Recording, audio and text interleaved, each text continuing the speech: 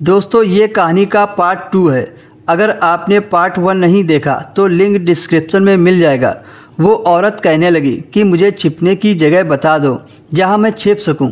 कविता ने डरते हुए पूछा कि तुम कौन हो और पुलिस तुम्हारे पीछे क्यों है। वो औरत कहने लगी, तुम्हें भगवान का वास्ता अभी मुझे छिपा दो, मैं तुम्हारे सारे सवालों का जवाब दे दूंगी। मैं कसम खाकर कहती हूँ कि मैं तुम्हें कोई नुकसान पहुँचाने के इरादे से नहीं आई हूँ और ना ही पहुँचाऊँगी, मेरा भरोसा करो।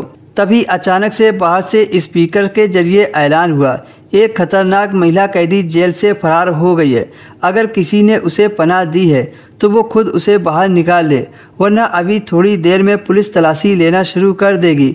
तभी वो औरत कविता से कहने लगी, देखो मुझे जल्दी से छिपा दो वरना मेरे साथ तुम भी मुसीबत में फंस जाओगी। उसकी बात सुनकर कविता जल्दी से छत पर उसको पानी वाली टंकी के पास ले गई।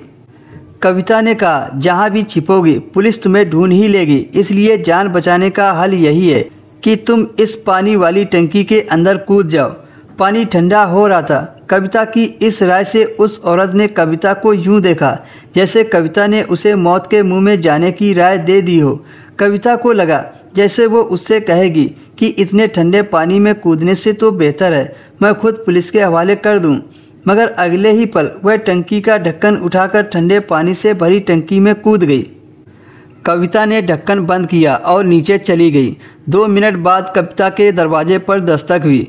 कविता ने दरवाज़ा खोला तो 2 महिला पुलिस और बहुत सारे आदमी और कुछ पुलिस वाले खड़े थे, जो दरवाज़ा खोलते ही अंदर घुसते चले आए। वो कविता के घर की तलाशी लेने लगे और महिला पुलिस अधिकारी कविता से सवाल पूछने लगी, तुमने किसी को देखा तो नहीं है या किसी को अपने घर में जगह तो नहीं दी है। कविता ने कहा, मैं तो अभी सोकर उठी हूँ और मुझे इस बारे में कुछ नहीं पता। आप किसकी तलाशी कर रहे हैं? पुलिस वाले नीचे से तलाशी लेकर ऊपर छत पर आ गए। तब कविता घबरा गई और उसकी सांस अटकने लगी कि कहीं इनको पता न चल जाए कि वह औरत कहाँ है। मगर इतना कविता को यकीन था कि पुलिस वालों का ध्यान पानी वाली टंकी की तरफ नहीं जाएगा। उसका अंदाज़ा बिल्कुल सही साबित हुआ। वो खाली हाथ नीचे चले आए। पहला वाला कहने लगा, मैडम जी वो इस घर में नहीं है, मुझे लगता है वो औरत इस इलाके से निकल गई है। बातें करते करते वो सब घर से बाहर निकल गए। तब कविता ने सुकून व चैन की सांस ली। उनकी आपस की बातों से पता चला कि वो मुंबई जेल से इस औरत को ढूंढते हुए यहाँ आ पहुँचे हैं। पुलिस वालों के जाने के कुछ ही मिनट बाद कविता जल्दी से ऊपर पहुंची और टंकी का ढक्कन हटाकर उसे बाहर निकाला। ठंडे पानी की वजह से वो थरथर काँप रही थी। अगर कविता 10 मिनट और न जाती तो शायद वह मर जाती।